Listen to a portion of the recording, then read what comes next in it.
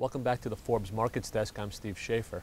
This is a big week for central banks, with both the Federal Reserve and the European Central Bank gathering to discuss monetary policy. The Fed meeting Tuesday and Wednesday is not expected to produce a whole lot of action. Another round of quantitative easing is likely to wait for September, when Bernanke and his colleagues will have another 2 rounds of employment data to have a look at. The ECB, though, is expected to take some form of action to help Europe stem the tide of its sovereign debt crisis. Mario Draghi, who heads up the bank, said last week that he'll do whatever is necessary and whatever is in his power to support the common currency, the euro. The Bundesbank this week is sending out some signals that they want the ECB to focus more on monetary policy and leave the fiscal policy to individual countries.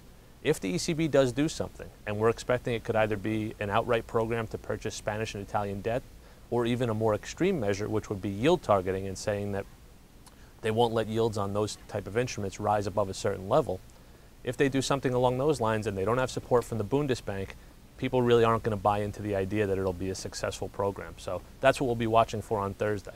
In the U.S. today, we got news on the housing market from the S&P Case-Shiller indices, which were down year over year, but up in May from April. Another sign that the housing market continues to improve, and we've certainly seen that in the housing-related stocks, from builders like Pulte Group and KB Home, all the way through to the retailers like Home Depot and Lowe's that are closely tied to the housing market. Another element to watch later in this week, particularly on the European side of things, is what stocks that are closely tied to Europe and have had European issues, like Ford Motor, how they react if we get something out of the ECB. Ford has been trading near its 52-week lows lately, and if Europe seems like it has its act together for once, we could certainly see a big rally there. For the Forbes Markets Desk, I'm Steve Schaefer.